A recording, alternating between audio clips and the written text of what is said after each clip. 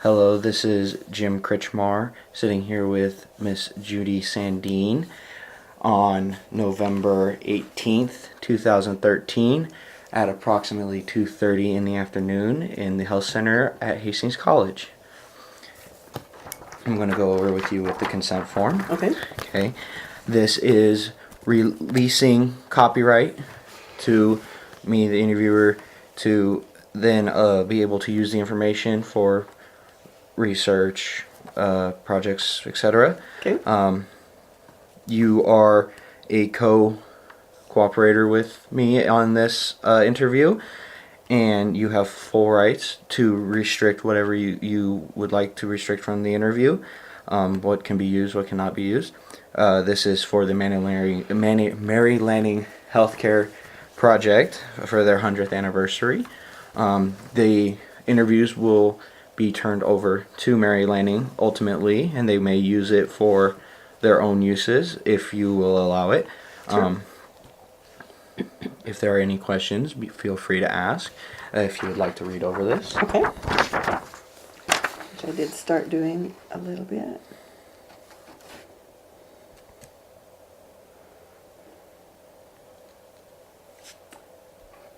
It looks fine. Okay, if you could fill in your name in there, please.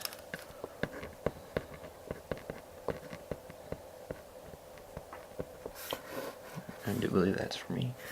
Okay.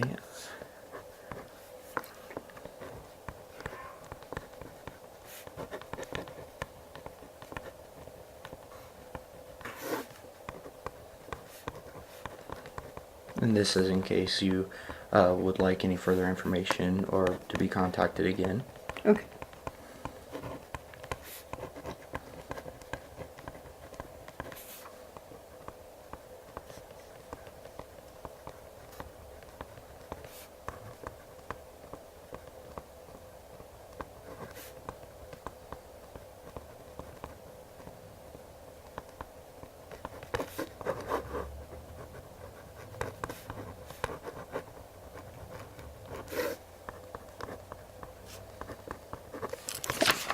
Thank you so much. Sure.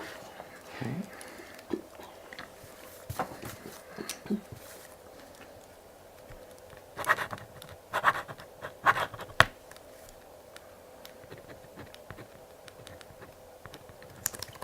Alrighty then. Now, are there any questions? Nope. Alrighty. Just had to make sure that was still going. Okay. Okay. We will start with some very basic questions regarding your early life. Where were you born? Luke City, Nebraska. Alrighty. When were you born? 1941. 1941. What were some of your favorite things to do as a child? Read, and then read, and then read. Striving for knowledge? And entertainment, and I don't know. I also like being outdoors. I liked to swim, ride my bike, visit family. Everything a normal child loves to do. Exactly. But read is what comes to mind. Did you have any siblings? Yes, I'm the oldest of 6. The oldest of 6. And what were the names of your siblings? The next one, Dan, is Richard. He is 6 years younger than I. And then Bob is 8 years younger than I. And then twin sisters were born when I was 14, when I was a freshman in high school. Their names are Cheryl and Carol. And then my brother Roger was born when I was a freshman here at Hastings College. Okay, so you attended Hastings College. I did. With tapping. Oh, I'm sorry. Oh, no, you're fine. You're fine. Didn't even realize I was doing it. What did your parents do for a living? My dad was a life insurance salesman, and my mom, for the most part, took care of the home and the kids. Okay. What was the atmosphere in your house when you were growing up? I've never thought about the answer to that question. I just remember it being fairly a comfortable atmosphere. My dad, because of his job, was on the road a lot and would leave early in the morning and get home late at night. Um, and then, I was an only child for 6 years, so I was pretty spoiled. Like, and actually, when I was a toddler, he was in the Navy and was totally gone. Okay. And my aunt lived with us during that time. And I bonded pretty closely with her as well as with my mom. And then when my dad came back, as I said, he was on the road a lot. And then being an only child for 6 years, which is so weird to say when I'm the oldest of six that I was an only child, but, 6 years is pretty important. I guess I was pretty indulged.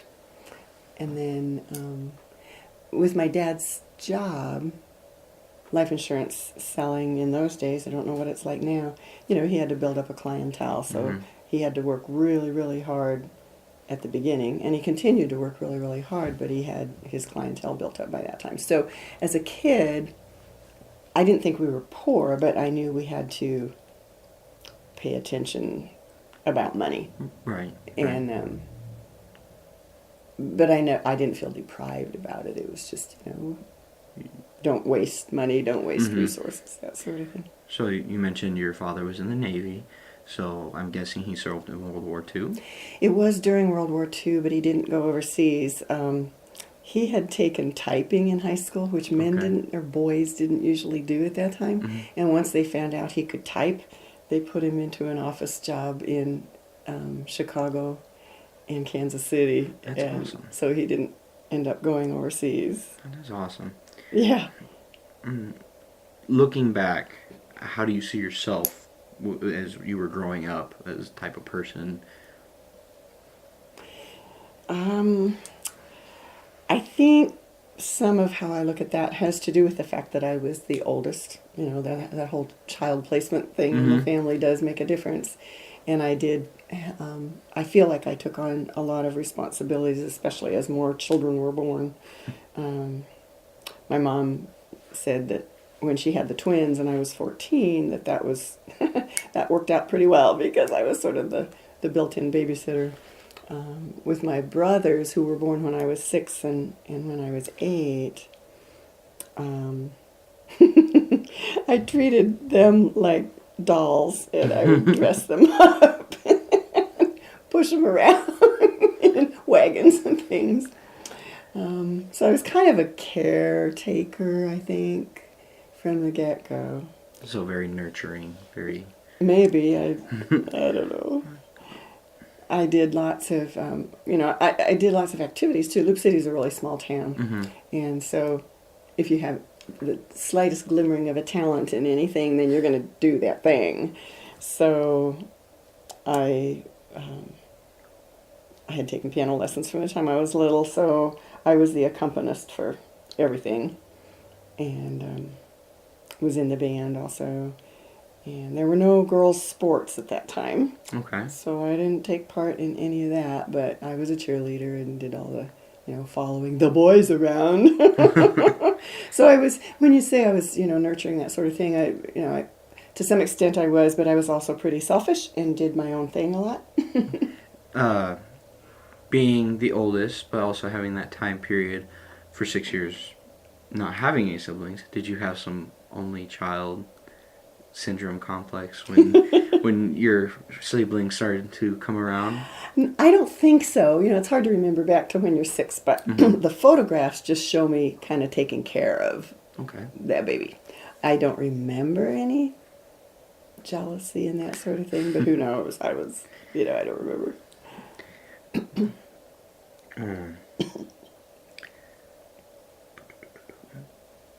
What were some dreams and aspirations that you had when you were growing up? Oh, I thought I would be a ballerina. I'm a total klutz. It's wonderful how those two things go together. But a woman came to town, to my little tiny town, and opened a dance studio and was teaching people, having lessons and groups and that sort of thing. And a lot of my friends did that, and kind of back to that, paying attention to where money goes and not wasting and that sort of thing. That wasn't a consideration in my family that that I would take ballet lessons, and I don't remember like begging for it or anything. It was just like that's the way it is. So, right. But when you say a dream, what I would dream of, and not in my sleep, but daydream kinds of things, is that I would just show up at this dance studio and I would demonstrate to this teacher what a wonderful dancer I was. And she would give me lessons for free. Totally unreasonable because I've always been klutzy. That's very interesting. I know. The other dream was that we lived next till the twins were born. We lived in a small house on one side of town, and we lived next door to a woman who was a nurse. And she would come home from work, and in those days, nurses always wore white uniforms and their caps and their white shoes and their white hose, and looked very nursish. And so her name was Franny, and I wanted to be like Franny. Okay. Wanted to be a nurse. Which would later lead to. It did. All right. So I'm guessing she was one of your prime influences in your life. Yeah, and I can't even say I knew her very well. We'll kind of go with that. Who are some other influences in your life? People that really made a huge difference on you, whether it be from grade school or in your own family. The aunt who lived with us when my dad was in the service, I think was a big influence on us. She and my mom had grown up in a family of 12 kids on a farm, several farms actually. Their dad was kind of a sharecropper farmer because he was an alcoholic and he just worked for other people. And they had all these kids. And my grandmother, whom I never knew, passed away when my mom and my aunt were like 15 and 16 probably. And so then the two of them took over taking care of all the boys in the family. And then when the crews would come through to harvest and that sort of thing, they did all the cooking and they did all the cleaning and this sort of thing. And the two of them had made a pact that if one left, the other one was going to leave, because neither one was going to leave the other one home alone to do all this work. So that happened. And my mom was the first to be married, and my aunt left at that time. And she just struck out on her own and went to Oregon, and very brave for somebody from that background. And so she's been an influence on me because she showed me that you don't have to go with what seems to be predestined. You can strike out on your own and make a life for yourself. A lot of teachers had an influence on me, starting back in grade school. When I said I read, my grade school teachers were very good, as I remember it, and really did teach us how to think and how to read and how to reason and that sort of thing. And then in high school, two particular teachers, there was a man named Ned Hedges who was an English teacher who just was brilliant, I thought, and instilled in all of us the need to learn more and, again, think critically. And then a biology teacher named Smitty, what was his first name? Anyway, his last name was Smith, and he was a coach as well. I don't even remember if it was football or basketball, obviously just for the boys, but good guy. And he was also the sponsor or advisor, I guess I don't know what term they used, for our youth group. I went to the Presbyterian Church, and so I knew him through school, and I also knew him through that youth group, and just a good guy. Okay. Those are the ones that come to mind. That's a lot of information. I'm sorry. Oh no, it's wonderful. It's wonderful. Where did you attend grade school? In Loop City. In Loop City, okay. And how did that school system work? Was it kindergarten through K through 12 school all the way, or smaller? Yeah, it was a K through 12 school all the way. Loop City is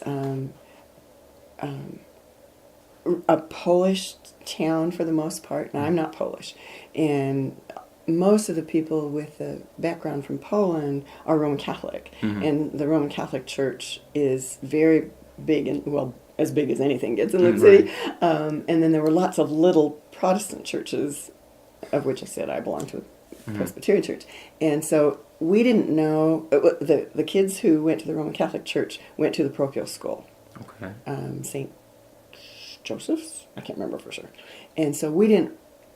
really know them through school until we went to high school. Okay. It's a small enough town that we sort of knew of them, but, on that day-to-day basis. So my school was K through 12, but a lot of the people who came and joined us in ninth grade, we didn't know all that well. Also, a lot of little country schools around. It was before schools consolidated, Right. and so lots of farm kids, as we called them, started coming in too. So my grade school class was 12 people. I can relate. Okay. Do you have that one childhood story that you look back at and just laugh at, whether it was a moment of brilliance or lack thereof?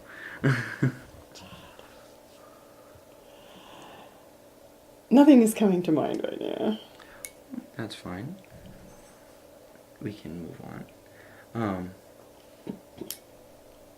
From what I've gotten from what you said about your family, you did appear to be very close with everybody. Has that relationship did that relationship last past your childhood? Off and on. We're all scattered out geographically now. Both my parents are deceased. My mom passed away just 4 years ago, and she actually had moved to Hastings for the last 5 years of her life, and I actually became closer to her during that time, which was a good thing. My dad passed away at too young an age. He had a really bad stroke when he was only 59. Yeah. And he lived for a time after that, but anyway, so he's been gone a long time. My siblings are now in Colorado, Michigan, Iowa, and Kansas, and Florida. I left out one. Wow. And so when my mom was still alive, we did something called Thanksmas. She pulled us together every year at Thanksgiving time, and she hosted it, and we would mostly do it in Omaha. And so she put us up in a hotel, and we would have a big Thanksgiving dinner all together. And then as soon as Thanksgiving dinner was over, we started decorating for Christmas. And the little kids, the grandkids, loved that and got into it and put streamers up and made stuff. And we would have drawn names and we exchanged gifts and that sort of thing. So, and even after grandchildren were born, most times they could come to that also. So that was a nice connection that we had every year. And then after she moved to Hastings, then we did Thanksmas here, and people continued to come. And then since she's passed away, it's been harder to pull everybody together. And so a lot of times it'll be 3 siblings that get together, or 3 different ones, or 4. But we haven't had the whole family gathering since my mom's memorial service. She was the glue. Everyone has that one person in their family. Yeah. In your early life, were you that awkward, shy kid, or were you very outgoing and very personable? Oh, I think it varied from time to time. As a little girl, I was pretty sure of myself. I thought I was hot stuff. Back to the ballerina thing. Right.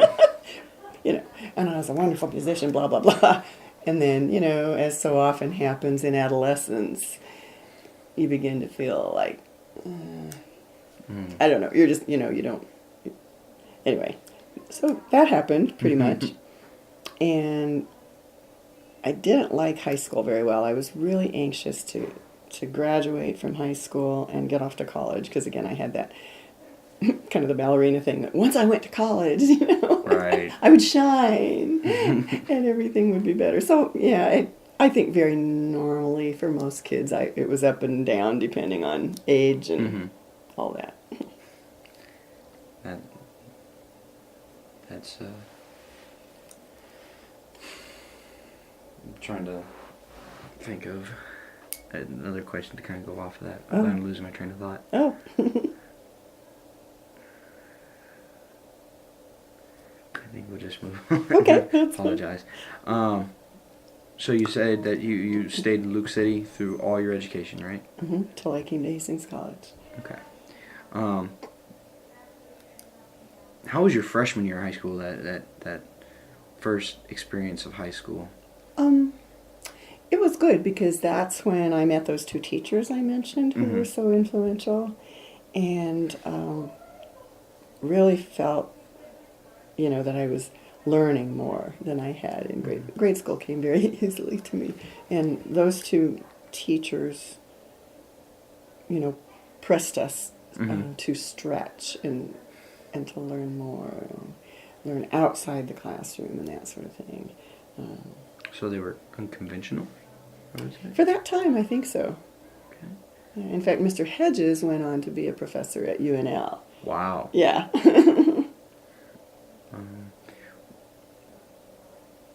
Were there any struggles or anything that was going on that may have affected you that year, just the transition into high school or social issues? Well, of course, I fell in love with someone who didn't love me back at age, 14. Doesn't everybody? Right. Gotta have that one experience. And, I remember that as being really hard. Your first crush, unrequited. You learn something new every day.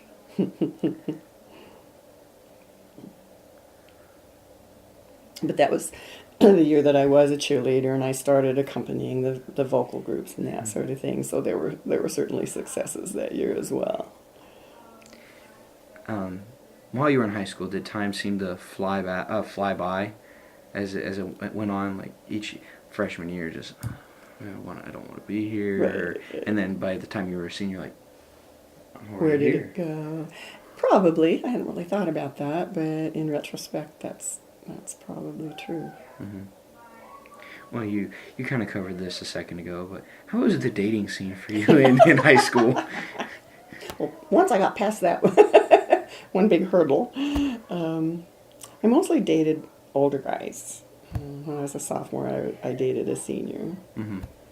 And actually continued to date that person after he graduated while I was still in high school.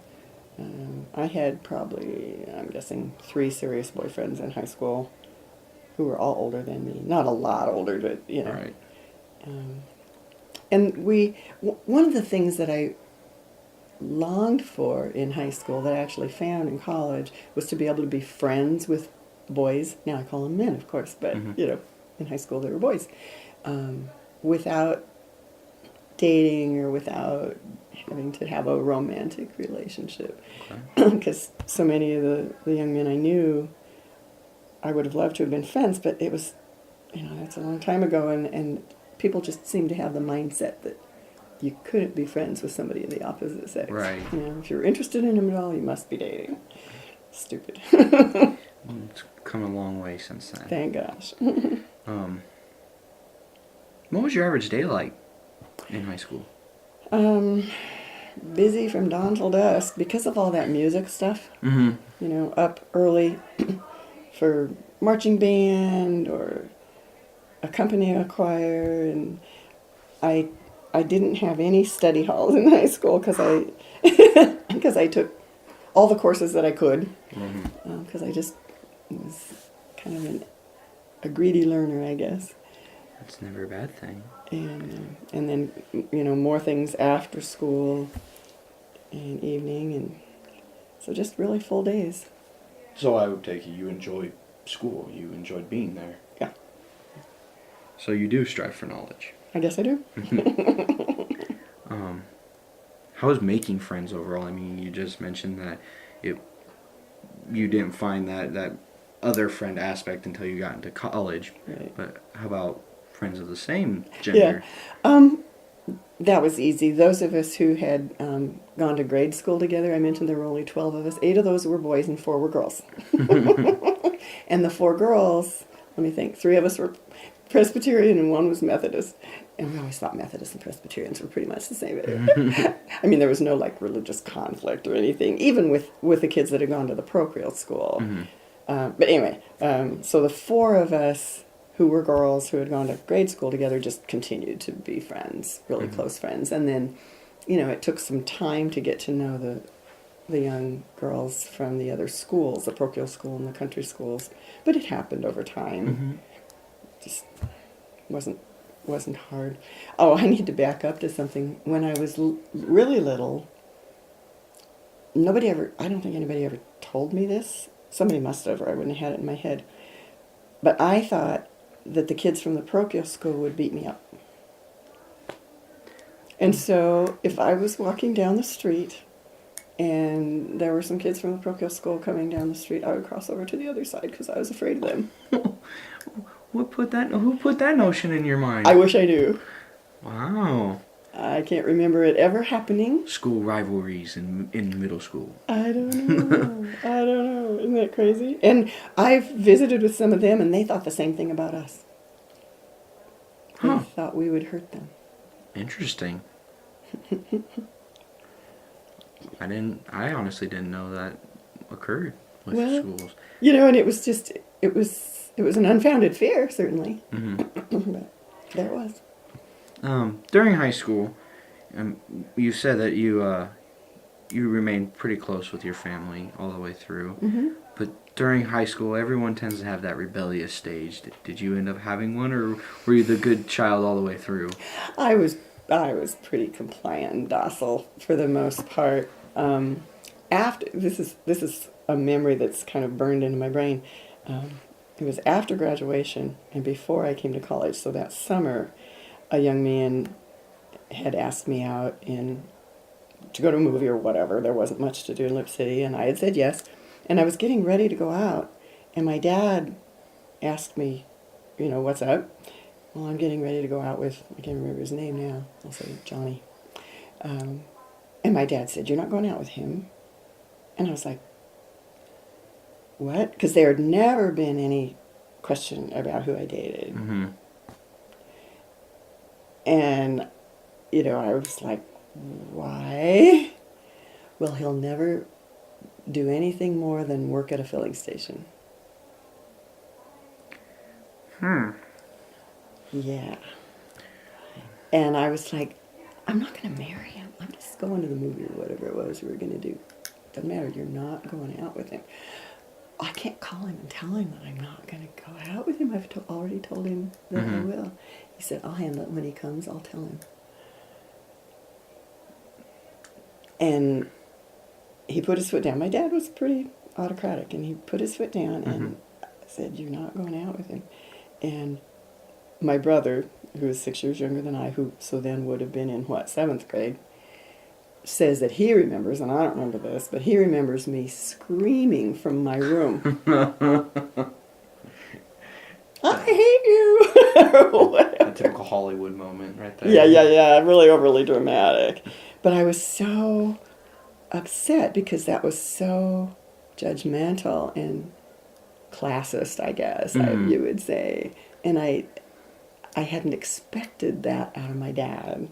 I didn't know he held those feelings or beliefs. Wow. And I didn't care that much about the kid. Right. I mean, about going out with him. It was just an opportunity to go out some evening, and it wasn't like I was in love with him. It was just going to be one of those times to go out. But I was just, I guess, brokenhearted that my dad had said that.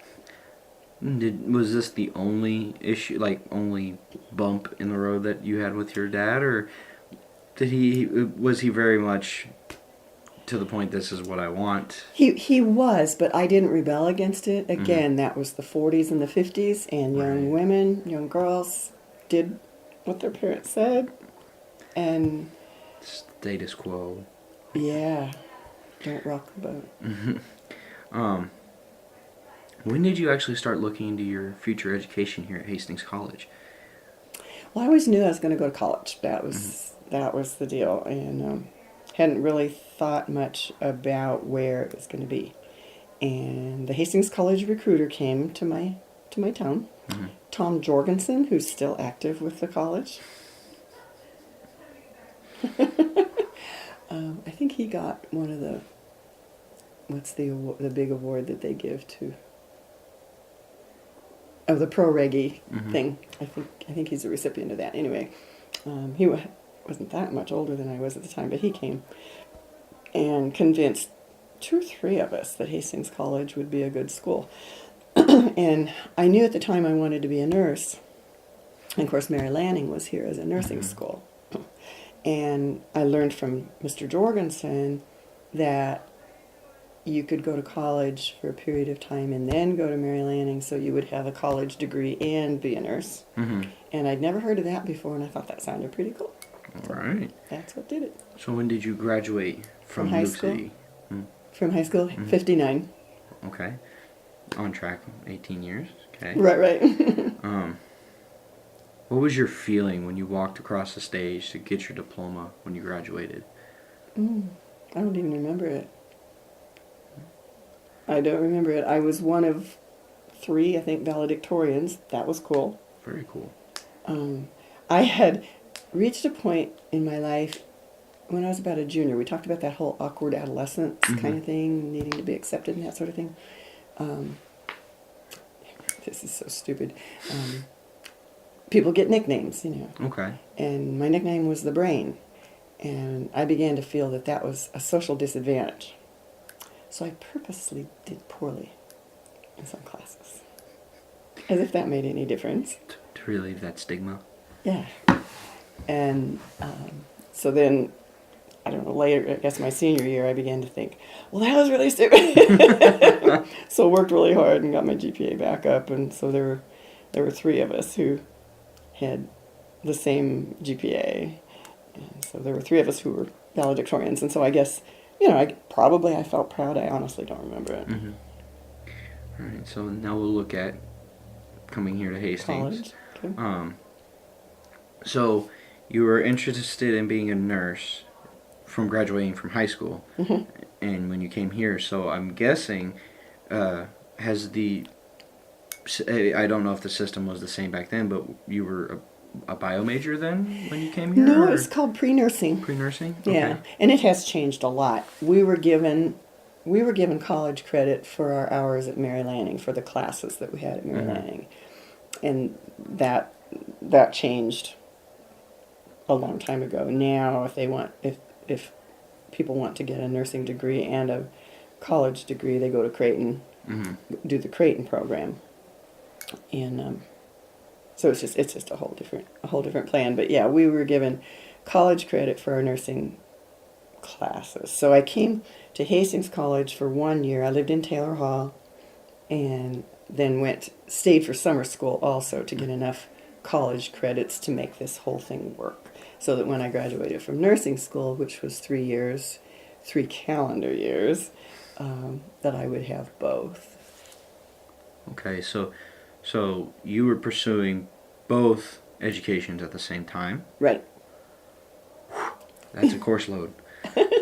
My freshman year was pretty much like other freshmen. Well, I did anatomy and physiology and chemistry, but a lot of people did. But otherwise, I had poli-sci and history and English, and yeah. Very awesome. What were some preconceived notions that you had when you came to college? Like, did you have a mindset of, well, this is what college will be like? I knew that I'd be able to have those male friends and not be dating them. I had that in my head. And I had it in my head that everybody would be serious about studies. Which I'm guessing you later found out was not true. Right, but not to the extent that I think it's not true now. And that's terrible. That sounds really ageist. But it was harder to go to college in those days, too, in terms of financially. Not as many people went. It wasn't as expected for everybody. And so I do think it was more true then than it is now in terms of the reasons people come to college. I didn't have preconceived notions about that it'd be a big party school. Right. Which I think, again, sometimes people come with that preconceived notion now that they're going to be able to really cut loose and do things they weren't allowed to do when they were home. I can understand that. Far from all. But, I mean, having worked here for almost 30 years, I heard that from people. Right. During that first year, during your freshman year, well, what was your most influential class? Poli-sci. Can you believe that? Wow. I knew nothing about... I think we must have had to take some kind of a government course in high school. I don't Mhm. remember it. But the professor that I had here, Mr. Housey, I think was his name, um, I really learned a lot from him about how government works, and I became really fascinated by it. Actually, one of my history classes was really good too. And one of the things that I remember about that first year in college is that it seemed like all the classes kind of fit together. Mhm. My English class, we would be studying things that made sense in my history class, Mhm. and I don't know, it was just really cool. It didn't feel compartmentalized. Okay. Um, no question I just thought of. Did you have new student days? We did. I don't know what they called it, but we had freshmen Orientation. and what's it called? I can't think what it was called, but it was it wasn't so much orientation as it was put you through the ringer. Oh boy. I mean, and not in horrible ways, not like hazing, anything like that. Mhm. But all freshmen had to wear beanies, We have learned about that on our new student days. and if you didn't wear your beanie, you had consequences, Mhm. and they weren't horrible. We all had assigned big brothers or big sisters in our dorms, Mhm. and we had to do things for them that were a little demeaning, not horrible. Mhm. Um.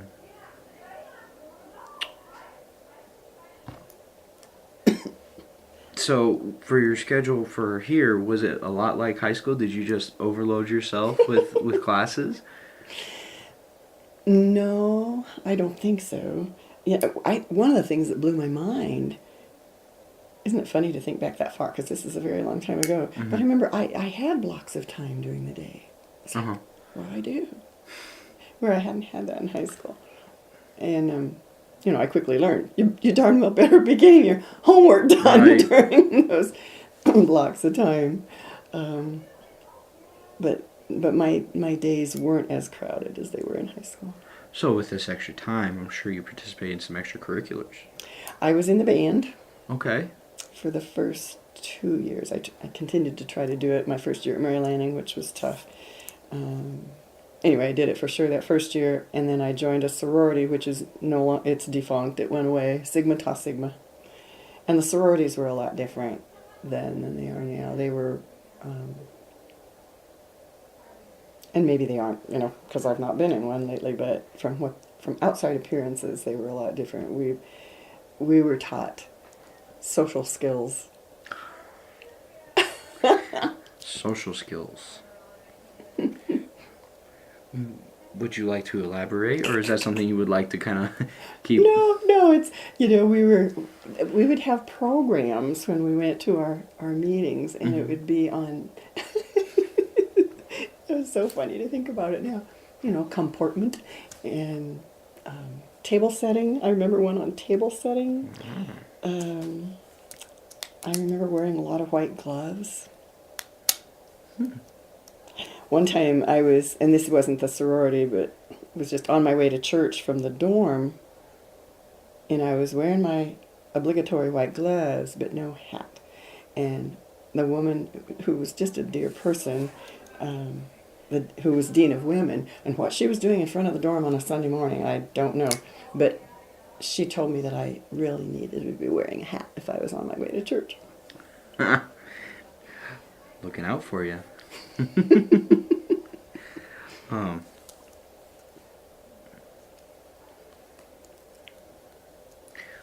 What really inspired you to pursue your education like you did? I mean, trying to take on courses from Mary Lanning and here simultaneously.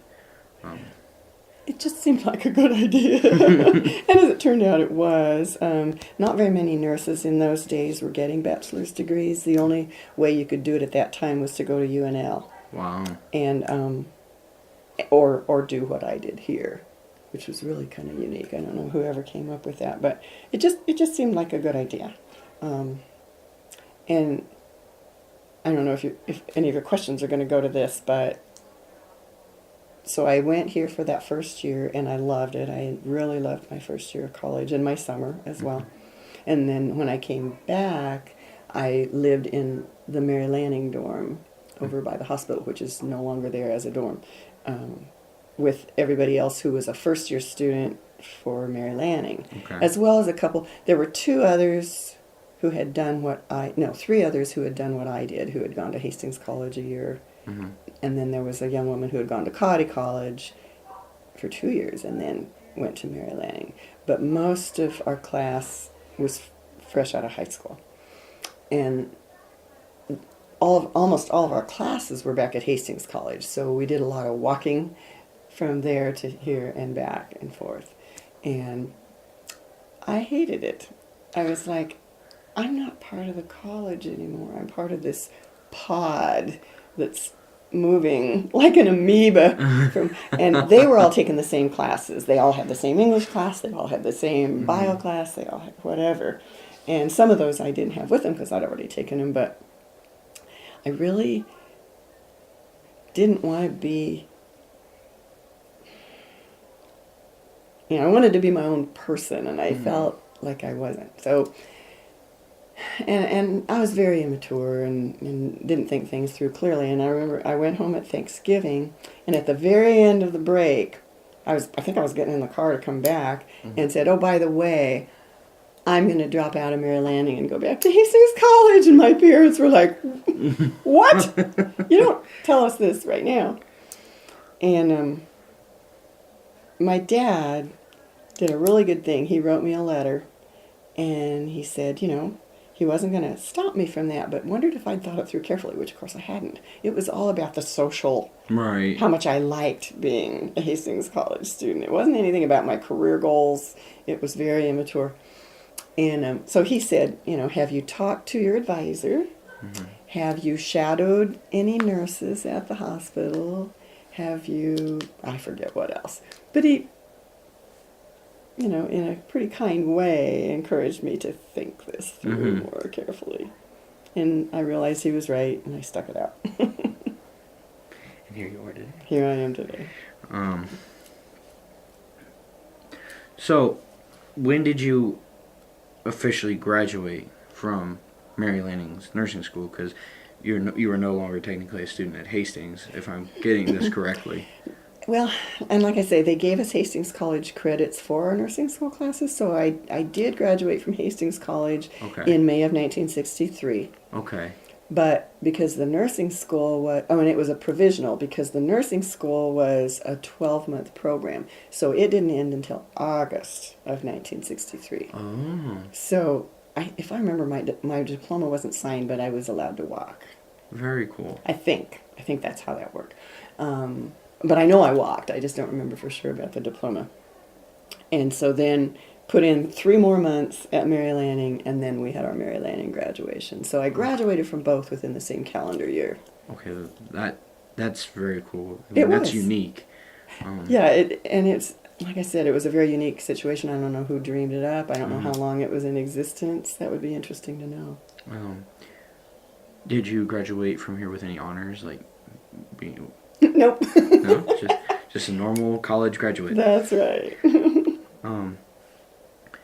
I see that you're married. I am. When did you meet your husband? My first day on campus here. Very cool. He had come early because his parents had to, because of their work schedules, couldn't be here for new student days or whatever it was called then, so they had just dropped him off. And they allowed him to move into his dorm early for some reason. He wasn't here for athletics or anything, but allowed him to move in. So he's a very nice guy, and he's been a very nice guy for a long time. So he was on the steps of Taylor Hall helping the young women move in. Well then. And I tease him, of course, and tell him he was really just scoping him out. Which probably was. Partly. But anyway, he helped me move into Taylor Hall. Oh. And that's how I met him. Okay. When did you actually marry him? After graduation. Graduation. My nursing school graduation was 2 weeks before he needed to start his graduate school in California. So we got married right after I graduated from nursing school in August. Wow. And then we hit the road and went to California. So were y'all dating all the way through college, or when did you guys actually start dating? We dated some as freshmen. And it was part of that thing that I talked about where you could be friends with people. Mm-hmm. I dated some other guys, and there were just a group of us who did a lot of things together. And some of it was a dating situation, and some was just friends hanging out. A fairly large group of people that just had a really good time together. And then, of course, some of the people ended up dating within that group. And I dated him for a short time during that period of time. But he went home probably for Thanksgiving. I don't think we were allowed to go home till Thanksgiving, if I remember right, because they didn't want us to be a suitcase college. So he went home and realized that he was still in love with his high school girlfriend. And so that was the end of it at that time. Right. And then when we were seniors, the fall of our senior year, we started dating again. Wow. I know. Pretty cool. What a fickle mind. Yeah. Now, do you have any horror stories or outrageous like papers or assignments that you had while you were here that still mar you today? I can't think of any. Pardon me. I had thought that college was going to be a whole lot harder than high school. Mm-hmm. And because of those couple teachers that I had that really pushed us, it turned out that for the most part that wasn't the case. But because I thought it was, I remember my first history test I studied so hard for. And a bunch of us studied together and quizzed each other, and, we all aced it. And so we're like, well, we don't have to work that hard anymore. So then I backed off, which was a really bad idea because, it certainly varies by professor and by course. I took a Shakespeare course as an elective and very nearly flunked it. I had loved Shakespeare in high school. Mm-hmm. And the woman who taught it here was very big on memorization, and I'm not a memorizer. And so only out of the goodness of her heart did she give me a decent grade in my Shakespeare course. Really? Yeah. Everyone has that one challenge. I didn't do well in my tests for her at all, because I could not tell you who said what in what play and what scene. Right. And that comes back to different learning styles. Yeah. And expectations. In my mind, that wasn't important. In my mind, what's important about Shakespeare is the story. Right. But she liked memorization. Now, looking at the nursing program, what were some experiences or moments that really influenced you that didn't drive you away from nursing, but actually fueled the fire to keep pursuing? When we first started, and it was pretty much all classroom learning, and some sort of what they call labs now, where we actually were pretending like we had patients, could do things, but we didn't have real life people to be working on. That was really boring, and I think that's maybe what was part of the, I'm going to quit this because I'm not getting anything out of it. But once we started working on the floors with real people, then it really fueled the fire again. It was, even though I was totally ignorant about what I was doing and made some really horrendous mistakes, not life-threatening kinds of mistakes, just, saying things that I shouldn't have said because I didn't know what I was talking about, things like that. My first injection to a patient, we actually gave each other shots. Now they have these dummy model things, but in my class, we did these things on each other. Gave the shots, put the nasogastric tubes down, started the IVs, the whole deal. On each other? Yep. Yes. Yes. We didn't catheterize each other, thank God. But anyway, the first real patient to whom I gave an injection was such a nice person, and she knew it was my first one, I think. Anyway, she worked at an ice cream shop, which was on 9th Street down here where there's a little computer shop now. Okay. That was an ice cream shop. And we could walk to the ice cream shop, of course, from here. And so we always did that. And so anytime I'd go in the ice cream shop, she would say, "You gave me such a good shot." And it was like, yes, I can do this. Made you feel all warm and fuzzy on the inside. That's right. That's awesome. What were some of the, or I should say, what were some of, but how were the resources that were available to you at the nursing school? We had really good instructors. Okay. They really knew their stuff, and as I say, we didn't have the resource of the dummies to practice on, but we had each other. And one of the things that I really am pleased about my nursing school education is that we did hands-on things early on. So for 2.5 calendar years, we were working with real people. Okay.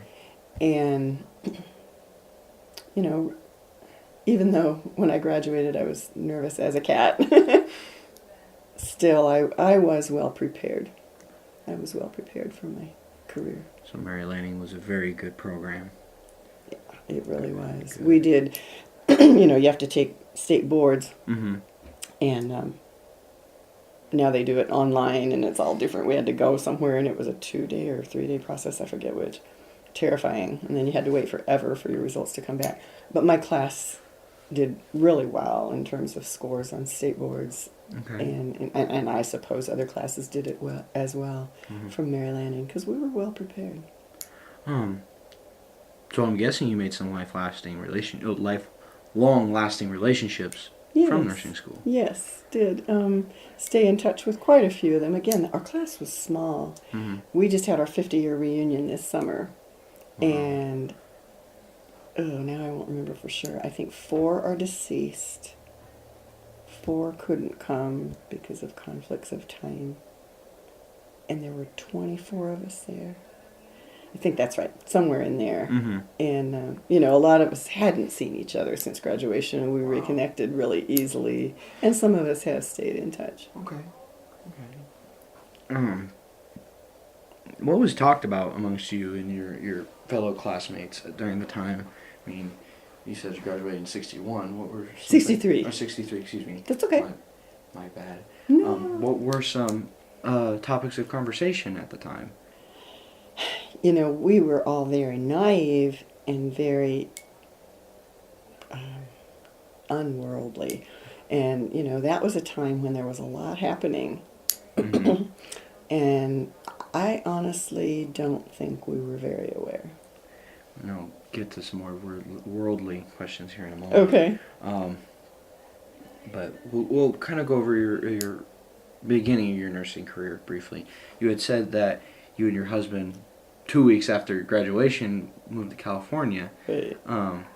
So is this where you landed your first nursing job? Right. And where was that at? It's called Marin General Hospital. Okay. They hired me sight unseen, and I applied to them sight unseen. I wrote to, when I knew that's where I was going to be, I wrote to anything that looked like it would hire nurses ahead of time, and just said, you know, I'm interested in, I don't know, applying or knowing more about you. And that was really the only hospital in the area. Everything else was nursing homes. And yeah, I didn't even have my license when I first started because, excuse me, the licensing exam in Nebraska was going to be given after we needed to be out in California. So I'd made arrangements to do my licensing exam out there, which was pretty terrifying because different states had different passing scores, and California's was the highest. So I was like, I might not ever get my license because I might not do well. But they hired me anyway. And so yeah, we're in General Hospital working 3 to 11 shift. Where in California was this, may I ask? It's northern California, just across Golden Gate Bridge from San Francisco. Okay. My dad was stationed in San Fran for a little bit. Oh.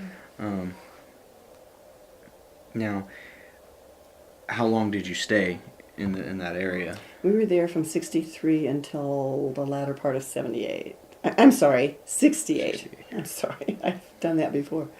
Okay, so that can kind of lead into the more worldly questions. Was Vietnam becoming a concern? Like, when did you actually start noticing these other worldly events going on? Yeah, it was while we were out there, and of course, that part of the country was more in tune with those kinds of things than than Nebraska. Nebraska was, and maybe I'm wrong, it's just my recollection that Nebraska was kind of insulated or isolated from a lot of things and very apolitical. To my recollection, and I could be totally wrong, and that just could be the way I was or who I was hanging out with or whatever. But out there, working in the hospital, certainly became very aware of, Vietnam and, things like that, and civil rights. Okay, so the two very big notions. I'm going to focus more on Vietnam. Okay. If that's fine with you, Sure.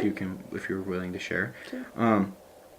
How did the conflict affect you, or did it affect you? My husband got a draft notice and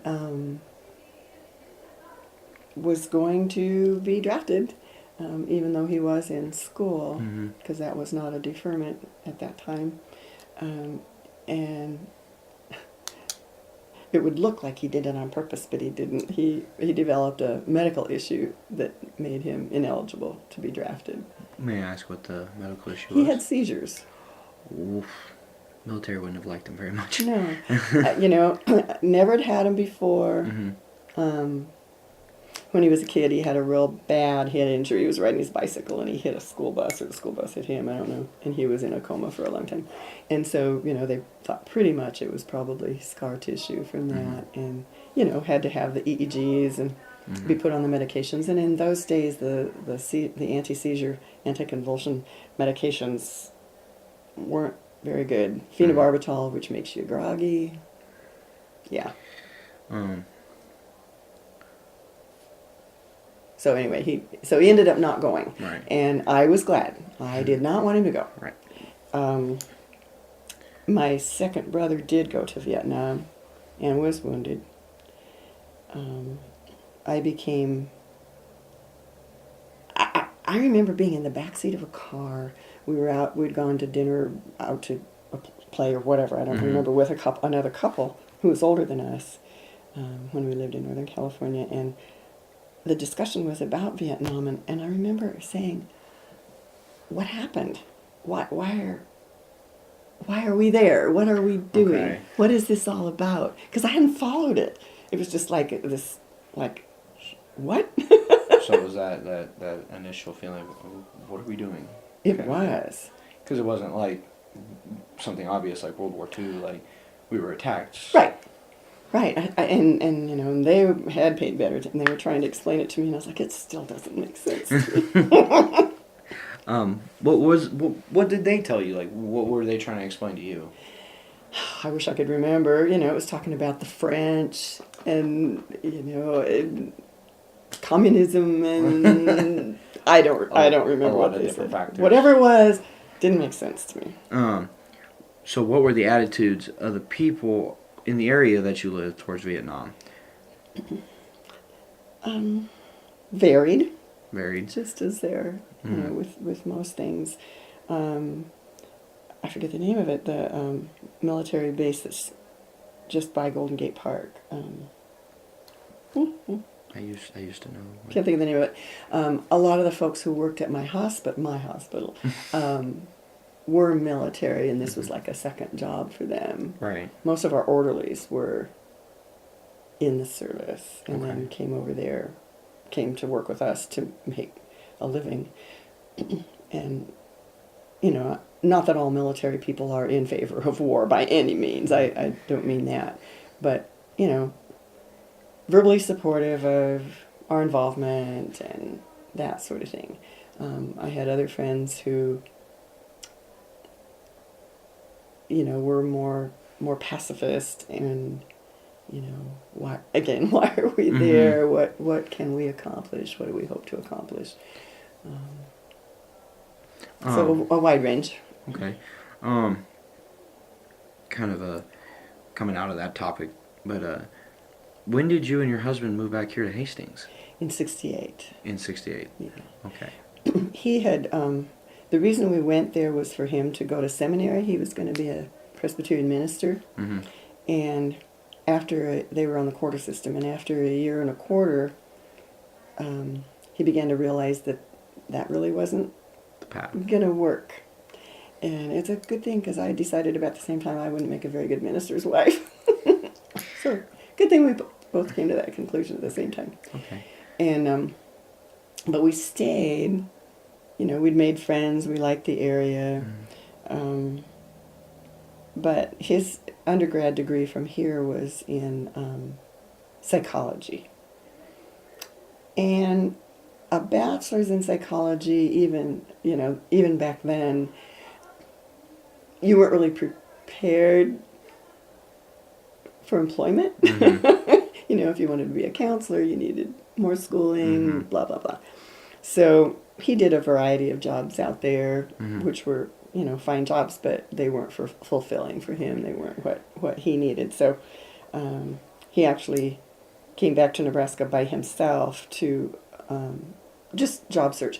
Because, again, at that time, a bachelor's degree in anything meant more here than it did on the West Coast. Right, right. And so he could apply for jobs back here Okay. and not be under trained or whatever. So he did find what was going to be a good job, and so then he came back out and we moved back here. Okay. So when you moved back to Hastings, going back to the other topic, Okay. With it being more isolated and sheltered from what you remembered, what were the views here on Vietnam, or was it still not really talked about here? I just don't remember much being said about it here. Okay. I could be wrong. Uh, And this is later, but our son was born in '69, okay. and I have a newspaper clipping in his baby book about the My Lai massacre. Okay. Were there any ways that you either acted out or supported the war? I'm pretty much a pacifist, and you know, sort of began to realize that in California, hearing different views. I remember having a poster in our house, in our apartment, that said, "War is not healthy for children and other living things." You may have seen it. It's like a tree, and that kind of became my viewpoint. Okay. Now, when you came back to Hastings, did you go to Mary Lanning to work as a nurse, or? Well, here's an interesting long story. I know we're running long, probably. Jack's job was in Grand Island, and he had found an apartment in Grand Island. And that's where we were going to be moving to. And we put our stuff into part of a moving truck. We didn't have enough to fill a whole truck. But, you know, you can do part of a truck. And then we drove back. And we got here before the truck did. And so we went to Loop City and stayed with my folks while we were waiting for the truck to come. And Jack was commuting back and forth to his work. And I had gone to St. Francis in Grand Island to talk to them about working for them. And they were, you know, ready to take me. And I was like, but we haven't moved yet and all this. And then Grand Island got flooded. And our apartment was a basement apartment.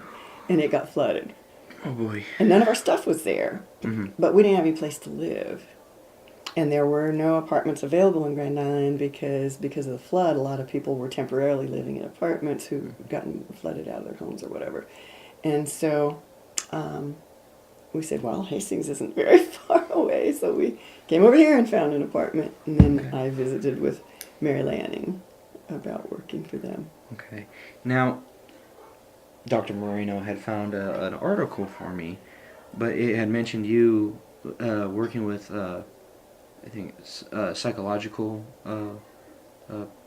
efforts on soldiers, or I don't remember. I don't have the article on me. That's not me. That's not you. I could have swore that Judy. Wow, I'd love to see the article. Okay. No, in terms of my work in Hastings, again, because I'd taken my boards in California, I didn't have a Nebraska license. Okay. And to transfer my license to Nebraska, I had to have a nurse who knew me, vouch for me, which was so weird. What if you had never lived in Nebraska? I don't know what they expected. So anyway, I went to the School of Nursing because some of my old teachers not old, but previous teachers were Right. still there. And so I went there to have them sign this application to get my license. And they were like, well, what are you going to do for work? And I said, I don't know yet. Haven't figured that out. And they said, well, you know, you have your bachelor's degree. How would you like to teach for the School of Nursing? So that's what I did first when we came back. Okay. But I don't know what this other. I would have to look at it again. Okay. I may have misread it. Okay. But so I'm sure there were vets though returning to Hastings and Grand Island area that served in the service. I'm sure a few of them you knew or Yeah. were friends with families or. Did you notice a change in these individuals? You know, the only one I really remember, again, this is a long time ago, was my brother. And I told you he'd been there and he was wounded. Mm-hmm. And he just absolutely wouldn't talk about it. So he was showing signs of PTSD. Probably. Okay. We did not ever know how he was wounded. Mm-hmm. I can understand that. My biological father was served in Vietnam. So, Mhm. So your brother being a prime example, did you notice him as an individual? Like, did it change him overall as a person, or was he the same person? You just wouldn't talk about that one aspect. That's the way I recall it. He was married when he went over, Mm-hmm. and his son was born while he was gone. And I remember some bitterness because they had to be on food stamps. And he was a soldier Mm-hmm. in Vietnam, and his wife and his baby had to have assistance because his salary was so poor. And he was bitter about that. Mm-hmm. And he'd never been a bitter person. He's very gregarious and outgoing and makes jokes. How did you feel that the current administrations that were handling Vietnam? You know, I had become quite the pacifist by then, so I didn't think anybody was making any good decisions about it. I wasn't very thoughtful about it. I was kind of knee-jerk about it. Mm-hmm. Did you watch the evening news a lot, or not really? You know, I worked 3 to 11 for so long, well, in California, and then when I came here and I was teaching at the school, I don't remember. I've never been much of a TV watcher. We Mhm. don't have any TV in our house now.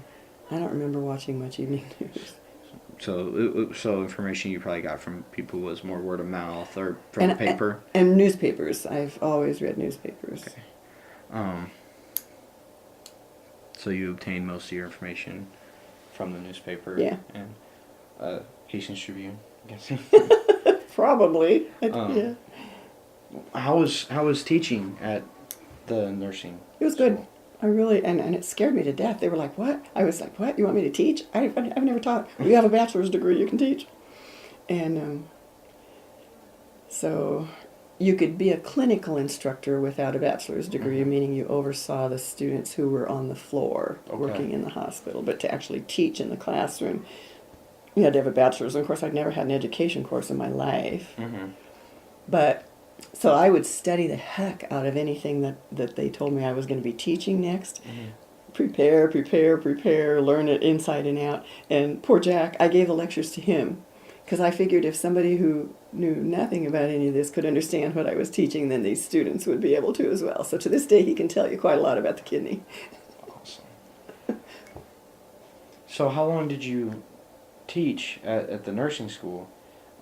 And did you do that till you retired, or? No, I didn't teach very long. Our son was born in May of '69, and yeah, I really only taught a couple of years. Mhm. Seems like it was longer than that, but I really only taught a couple of years. So once you were done teaching. Then I stayed home for a while, and then our daughter was born 21 months later, and stayed home for a while, and then the interviews really get you to say a lot of things that you don't say otherwise. I mean, not that I'm embarrassed about it, but I don't talk about this very often. I don't remember how old our daughter was, but just still a baby. Mhm. And I was in church, and it was Communion Sunday, and whatever the sermon was, touched me in a way that was like, yes, I'm taking good care of my children, I'm a good mom, but I have more to offer the world. And so I started back to work just 2 days a week, 3 to 11s actually. And where were you working? Mary Lanning. Okay. And actually, when I started as supervisor, 3 to 11 supervisor. Just that's what they needed at the time, somebody 2 evenings a week. And then that just gradually morphed into more time. Okay. What are your children's names? Eric is our son and Amy is our daughter. Wonderful names. They are. And where are they today? Eric is in St. Paul, Minnesota. He's an electrical engineer and computer programmer and has a terrific wife and a daughter 12 and a daughter 9. And Amy lives here. She had gone to McAllister to college in St. Paul and had stayed there for 18 years total. And then she came back to be the director of Prairie Loft. I don't know if you've ever gone out there. She's the director there. I believe Dr. Moreno said that your daughter and her actually converse on a regular basis. Yeah, they're pretty good friends. So you went in to be a nurse at Mary Lanning. Right. And what were some of your experiences there, just being a nurse? Well, as I said, I started as 3 to 11 supervisor, which was quite the challenge. I kept having jobs that I didn't feel prepared for. But there was really good staff on, and back in those days, the ER was this little teeny room. Just it's just a room, and not anyway. So the supervisor always had to go if somebody came into the ER, and so I had some pretty crazy experiences there. And just as 3 to 11 supervisor, I mean, you have the responsibility to keep the whole house in order. And if there are admissions, you decide where they need to go. And I don't know, it's really hectic. And then, as I said, I gradually morphed into more hours, and they got full-time supervisors. So then they didn't need somebody just 2 days a week to do that. So then I was a float nurse, and I worked on all the different floors, just wherever they would need me. When I would check in, they would tell me what floor I was supposed to go to. To work, and that was always interesting too, because I didn't have the continuity that I had when I worked in California, where I knew the same workers, I knew the same patients. Back in those days, patients stayed in the hospital longer. Insurance companies didn't make them leave so soon, and so I got to know my patients better. So that whole float thing, but it was a challenge, and I like a challenge. But I ended up on the pediatrics unit at Mary Lanning. I don't even know how. It's where they needed me mostly, I guess. And so that's where I was when I ended up my job there. Okay. So you went to pediatrics to stay there. And how long did you stay there? I don't remember how much of it was from 70, or I'm sorry. I probably started teaching probably started working as 3 to 11 supervisor in maybe 72. And then, so I was only working at the hospital for 6 years. And then I started here in 78, but it was only a 2-hour-a-day job, so I was doing both. Okay. And I would have to look back at my records to see the last year that I actually worked at Mary Lanning. Okay. And so you start working here, I'm guessing here in the health center. Correct. But it wasn't here, it was at McKay House. Right. So how long did you do that one?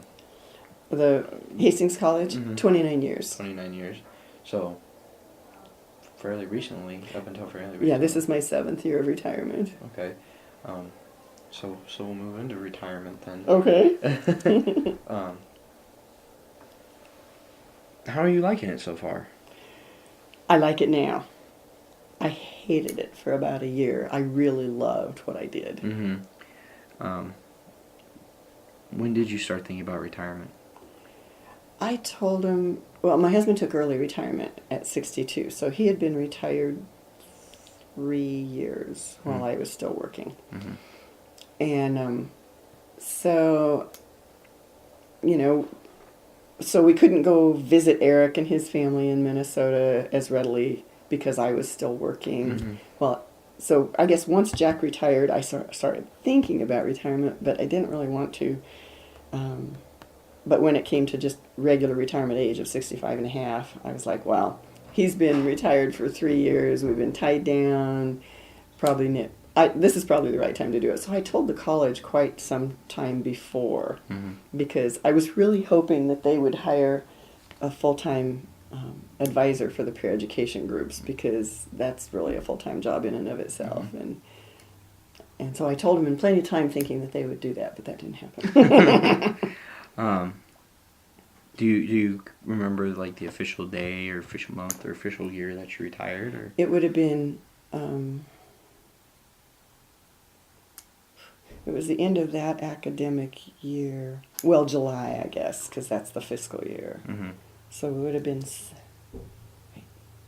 2007. Okay. That sounds about right. Okay. If this is my 7th year. Have you developed any new hobbies? Oh, since gosh. you've been retired? Yeah, you saw my calendar. I don't know that they're hobbies. Activities, efforts.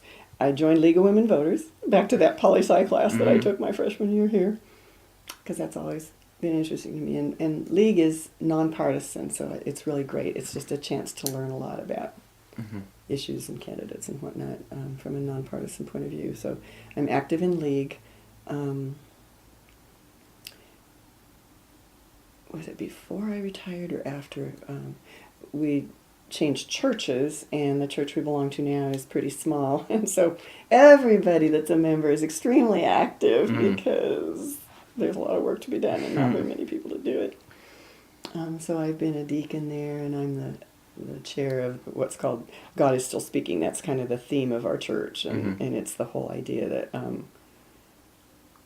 God is still speaking, and we have a lot to learn, and so I do that. And when I was still working, I was the advisor for all the peer ed groups, including the Alliance. And so after I retired, I became more active in PFLAG, which is Parents, Friends, and Families of Lesbians and Gays. Okay. I had been somewhat active in it before, but became more active since I wasn't doing the Alliance anymore. What else have I added? It's bad. I can't think of other things right now. I could get my calendar out. You're a very busy individual, as we have talked about before. But you don't have a whole lot of spare time anymore, from what it sounds like. You know, I really do. I can get up whenever I want, except on days if I'm going to be subbing for Beth or something like that. But normally I don't set an alarm. Okay. And I just wake up when I feel like it, and I read the paper, and I have coffee, and yeah, my mornings are pretty much my own time. Nothing wrong with that at all. I agree. Are you ever tempted to go back into nursing, or had you ever been tempted to go back to nursing? That first year that I was retired, I didn't do very well. I think I was not diagnosably, but depressed. I missed it so much. I missed the students. I missed the challenges. So I'm grateful for the opportunity to sub once in a while and be out here. And I subbed at the high school for their nurse, Hastings High, at the middle school for their nurse. I was working for the state health department, the Adams County, whatever it's called, South Heartland District Health Department, just once a month during their vaccination days. They do free and low-cost vaccinations for people that qualify for it. I've done some other things for the health department, nursing-wise, going out to schools and helping with some stuff. So, and I just gave vaccinations in Grand Island a week ago that was a phone call I got out of the blue. So I'm happy to continue to do those things. I'm not tempted to go back to work full time. Right. So do you do any consulting or any? I mean, you talk about how you come back here and do some work. You go all the way or all around, but are you still involved at Mary Lanning? I mean, do you ever go in there? Or? No. It's really been a long time since my last shift of work there. As the hours got to be more and more here. As I said, it was 2 hours a day when I started here, and by the time I retired, it was more like 80 hours a week. Wow. And as it filled in more here, then I could work less and less at the hospital. So when they would call me, I would have to say, I'm sorry, I can't come. Okay. So eventually their computer kicked me out. She hasn't worked in X period of time, so she's not on her rolls anymore. I mean, I'm guessing you felt it was just a time and then something you needed to do. It was fine. It was fine. I really learned that my heart was in this kind of nursing rather than bedside nursing. Okay. I think I was a decent bedside nurse, and I did enjoy it. But this was more fulfilling for me. I'm glad to hear that. That's all I have for you. Is it? actually, Okay. Miss Brown. I know I ramble. I'm sorry. Oh no, I love listening. You're a good listener. Do you have any questions? Anything else? No. All right. Well, I want to thank you for taking time out of your busy schedule. You're welcome. I don't know how helpful it's going to be for Mary Lanning because I didn't say much about Mary Lanning. We covered a little bit. I think it'll do fine. Okay. But thank you very much. It fulfills your obligation anyway. Thank you very much, Judy. You're so welcome. It's lovely to meet you.